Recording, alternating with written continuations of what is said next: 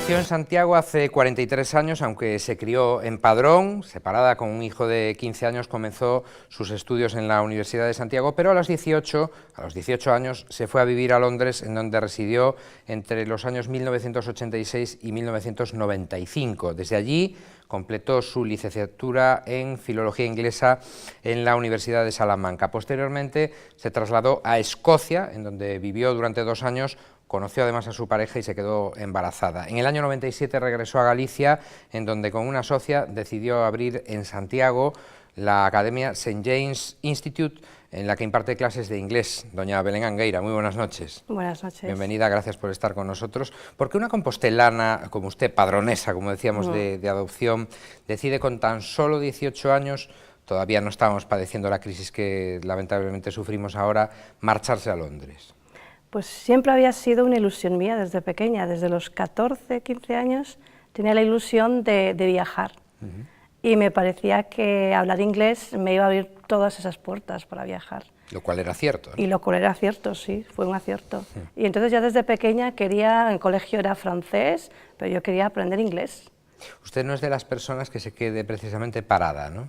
No, la verdad es que de pequeña di bastante guerra, sigo dando guerra. Aprender un idioma es importante, me imagino, lo es, pero creo que mucho más conocer en profundidad la cultura y la sociedad de un país, como en su caso la británica. ¿Qué se encontró en aquel Londres cuando llegó en el año 86? ¿Qué era distinto de nuestra Galicia, de nuestra España? Todo. La verdad es que fue un gran shock. Aparte, yo tuve la suerte de llegar a una familia de origen sikh, de origen hindú, con lo cual tenía 2 culturas prácticamente por el precio de una. ¿Del norte de la India, entonces? Del norte de la India, del Punjab. Entonces, claro, de repente me adoptaron como una hija más, que a día de hoy sigo siendo la pequeña, y claro, para mí fue descubrir varios mundos al mismo tiempo. El mundo británico, porque evidentemente ellos llevaban ya viviendo en el país más de 30 años, pero claro, siguen manteniendo tradiciones y... O sea, que aprendió 2 culturas por el precio de una. Por el precio de una, sí, sigo diciéndolo. ¿Y cómo era aquel Londres del año 86? ¿Todavía estaba mucho más avanzado? Porque hoy en día no hay tanta diferencia que en nuestro país. Había grandísimas diferencias a la hora de vestir, a la hora de todo. Yo recuerdo que venía aquí con ropa, con complementos que evidentemente aquí no había, y resaltaba, digamos, llamaba un poco la atención, también un poco porque introducía también elementos de la cultura india. Hoy en día eso no existe. Tenemos tiendas aquí en Santiago que traen directamente la ropa de la India exactamente igual, y luego la globalización lo que tiene es que prácticamente hoy en día es al revés. Lo que no había hace 25 años, lo que no había, por ejemplo, era las high streets llenas de Santander, de Inditex, que si es al revés. De llegar a un país en donde no había ninguna presencia española, de repente ese país se ha transformado en una pequeña colonia española. Y además la resaca, me imagino, que de movimientos juveniles, musicales, del punk, de los Beatles con anterioridad, etcétera, etcétera, ¿no? Sí, no, a ver, al nivel musical sigue siendo un gran sitio para un referente. Un referente, sí. En el 95 en España, todavía estábamos en época de vacas gordas, cambia usted de aires y se marcha a Escocia. ¿Cuál fue el motivo de ese cambio de residencia? Vamos a ver, yo en aquel momento colaboraba aquí con una asociación de pubs de la zona vieja, colaboraba con un festival que solían organizar en mayo, y este festival siempre traía artistas internacionales, y yo era en Santiago, y yo era la persona, digamos, que me ocupaba de los artistas de habla inglesa. Y con esos contactos, pues claro, la mayor parte de esos artistas, al ser un festival folk, provienen de Escocia. Y decidí llegar de vacaciones, realmente, de visita, y me quedé 2 años. Por cierto, no me resisto a preguntárselo, recientemente, como usted sabe mejor que yo, los primeros ministros de Reino Unido y de Escocia han firmado una cesión temporal de competencias al Parlamento escocés para que éste lleve a cabo un referéndum de independencia en 2014. Y dicen los que saben de esto que a día de hoy la mayoría de escoceses votaría que no. ¿Vio usted durante su estancia en Escocia un ambiente parecido al de Cataluña, a la Cataluña actual de Artur Mas? Sí, hay una gran separación y distinta cultura. Lo que sí pasa es que, claro, Escocia es un estado tremendamente dependiente de ayudas. Limitado económicamente. Limitado hasta cierto punto, porque bueno, ellos también dicen que el petróleo debería de ser de ellos. British Petroleum es el que explota el petróleo escocés. Pero bueno, sí hay una gran... un rechazo hacia todo lo que sea inglés. Sin embargo, bueno, sobre todo en la costa en la costa oeste, perdón, en las tierras altas, sí. En Edimburgo, por ejemplo, tiene una presencia... Las Highlands. Yo vivía allí en verano y en invierno en Edimburgo. Y en Edimburgo sí que es más pro-inglés, evidentemente. Volvemos a Galicia, si le parece. Usted regresa a nuestra comunidad, como decíamos antes, en la introducción, en el año 97. ¿De quién fue la idea de abrir una academia como es St. James Institute? Pues cuando regresé la idea era tener a mi hijo aquí y a lo mejor 1 año, 2 años, volvernos a Inglaterra. Lo que pasa que a mi pareja en aquel momento le encantó Galicia y no hubo forma de cambiar. ¿Era británico? Él es británico, sí, es escocés y de hecho sigue viviendo en Santiago. Y entonces, claro, ahí ya me planteé, bueno, pues si nos vamos a quedar, pues algo habrá que hacer, algo importante. Y siempre tenía ahí la idea de rentabilizar, porque mi madre siempre me decía, pero hija mía, ¿a qué te dedicas? Porque claro, intérprete, productora, muchas cosas, pero nada que le pudiera contar ella a las amigas. Está un poco difusa la cosa para contarle claro, a la madre, ¿no? Y filología inglesa, ¿para qué era eso? Y entonces finalmente dije, bueno, vamos a darle una alegría a la familia. Y tuve la suerte de conocer a mi socia dando un curso en la Cámara de Comercio aquí en Santiago. Me encantó cómo era a nivel personal, a nivel humano, me encantó la visión que tenía de la enseñanza del inglés. Y se lo comenté, le dije, mira, ¿tú montarías una academia de inglés en Santiago? Y me dijo, sí, ¿por qué no? Y entonces ahí empezamos, en 3 meses ya teníamos prácticamente todo en marcha. Sí. ¿Y imparten ustedes clases a personas de todas las edades? Y también, 2 preguntas en una, ¿solo inglés o más idiomas? Solo inglés. Solo inglés. Desde el principio inglés y luego en verano con los campamentos internacionales sí es cierto que hacemos también la parte de español para los niños que vienen, darle un apoyo de español, pero realmente lo que es inglés. Es inglés, sí. Me decía usted antes en la entrevista que, además de la labor de enseñanza propia de una academia, como cualquier otra, siempre han querido ustedes desarrollar otro tipo de iniciativas. Bueno, no sé si ustedes o usted, concretamente. Sí. Vamos, que me consta que no se queda usted impertérrita ante determinados titulares de prensa, ¿no? Sí, a ver, nosotros, en principio, tanto mi socia, Anabel, como yo, o sea, siempre estamos intentando ver también un poco cómo la sociedad está marchando, y lo que hemos detectado y lo que he detectado yo este año y todos podemos ver es que hay un desánimo muy grande. Son sensibles ustedes a la cruda realidad que le ha tocado vivir a muchas personas. Supuesto, ¿no? Por supuesto. Y usted, por ejemplo, siempre ha colaborado con determinadas organizaciones como por ejemplo con Cáritas, ¿no? Con Cáritas fue cuando yo estudiaba aquí, cuando empezaba.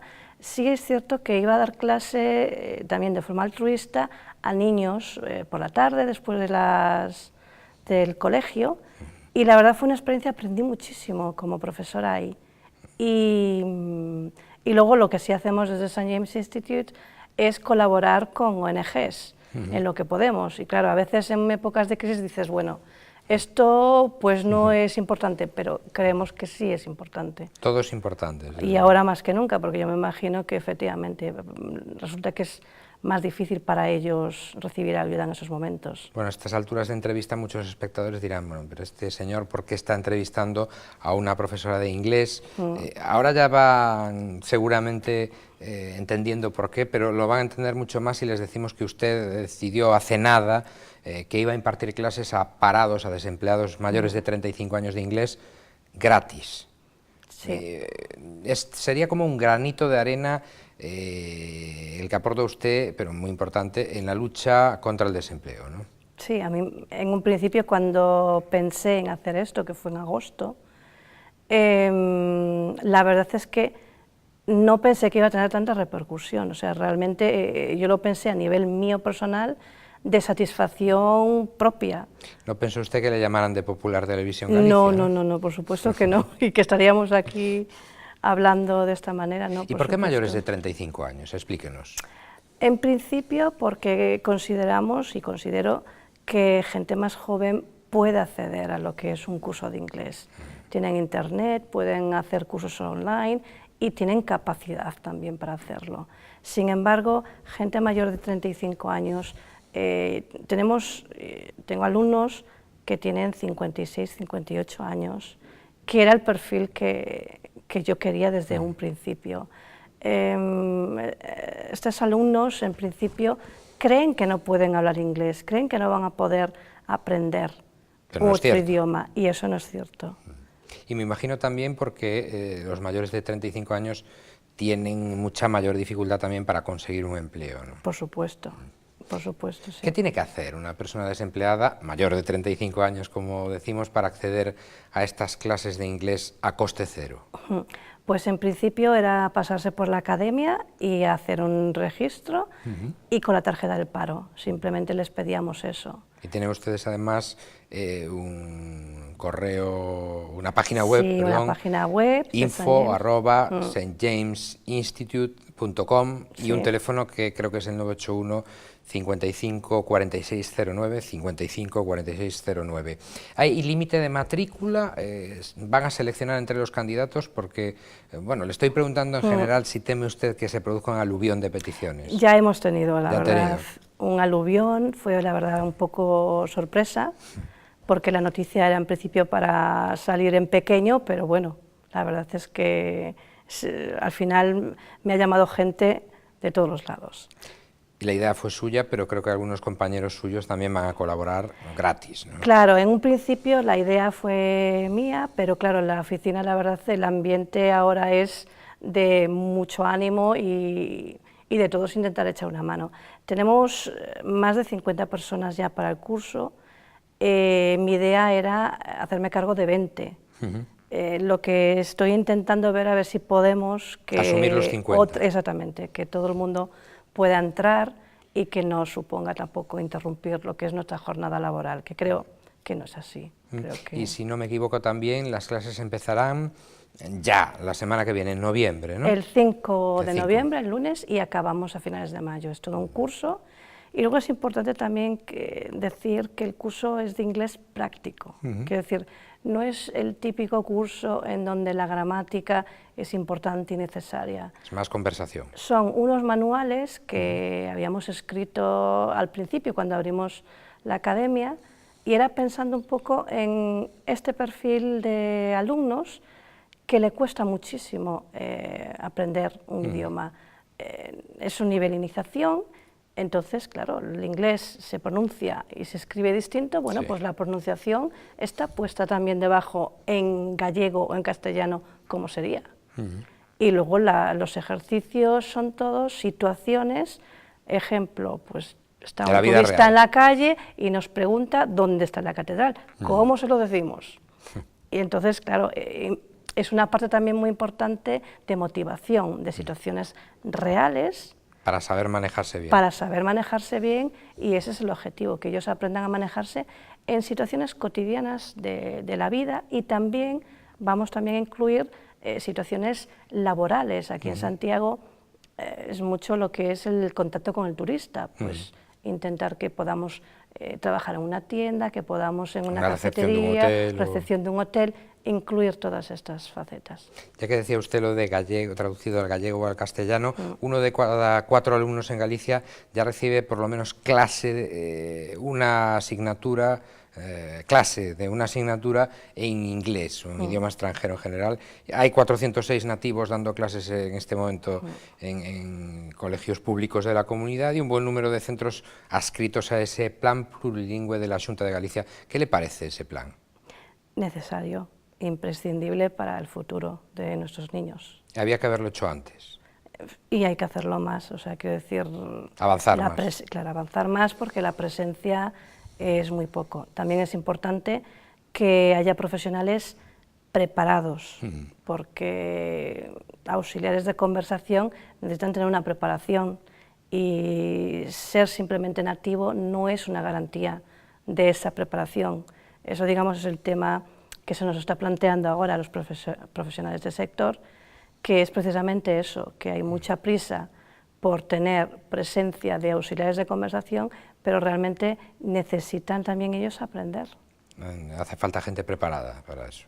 Sí, y no lo estamos teniendo en cuenta. Entonces, claro, pues que tome nota la administración. Va todo muy lento cuando podía ir más rápido.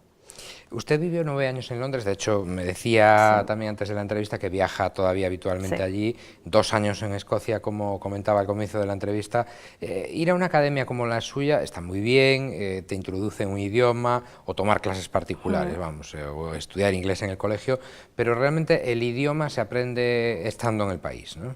El idioma se aprende por necesidad, independientemente de donde estemos. Quiero decir, si una persona necesita por su trabajo al día a día hablar en inglés, va a aprender aquí, en Londres o donde sea. Porque no le queda más remedio. Porque no le queda más remedio y teniendo en cuenta que lo va a utilizar y lo va a practicar. El problema está en si no lo necesitamos, porque yo he conocido gente en Inglaterra que ha vivido 10 años y no habla inglés. Durante la campaña electoral le escuché algo muy interesante al candidato del Partido Popular, bueno, que ha sido reelegido como presidente de la Xunta, después tomará posesión y todas esas cosas políticas, pero le escuché algo muy interesante añadido a ese plan plurilingüe.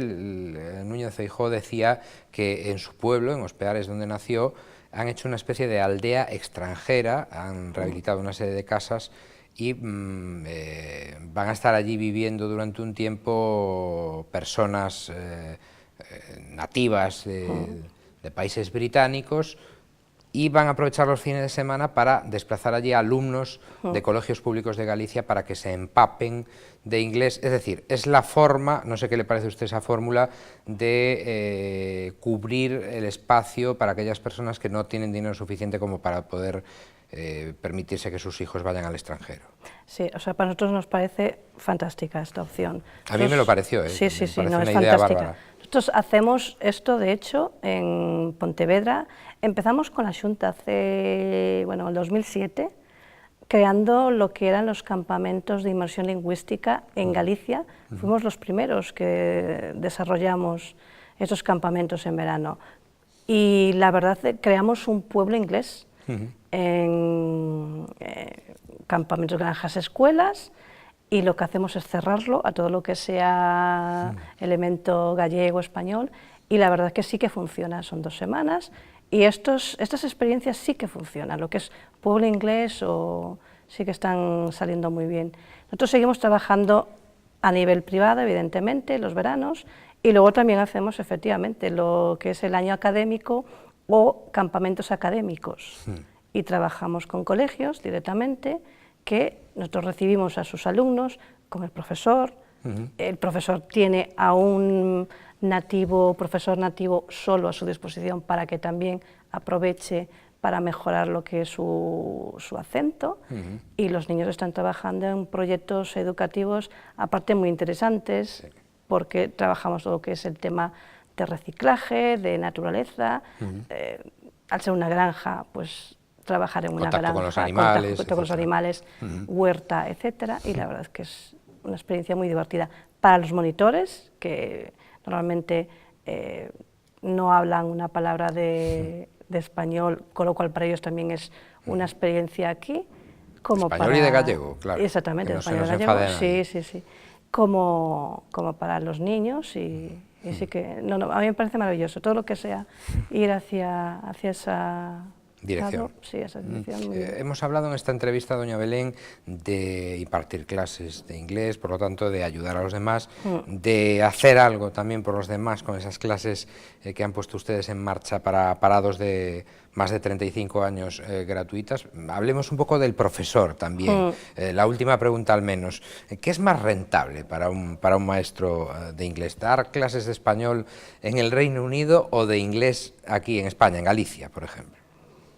Hablo de lo económico. De lo económico, lo que es más rentable. Yo creo que en estos momentos, creo que el Reino Unido.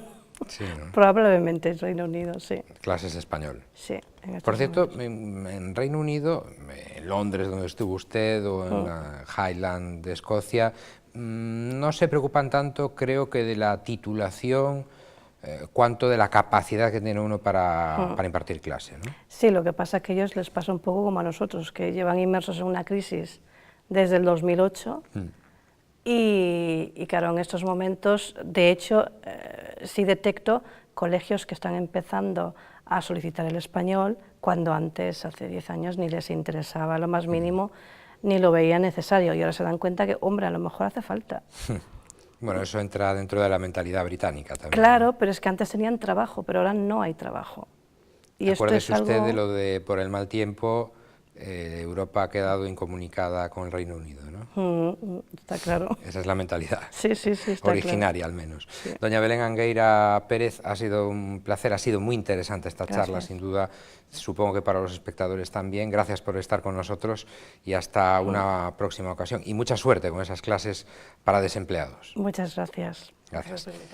Y ustedes saben que tienen con nosotros una cita aquí en Popular Televisión Galicia, Nove Acción, de lunes a jueves a eso de las 9:30 de la noche. Que pasen una feliz jornada, lo que queda de ella.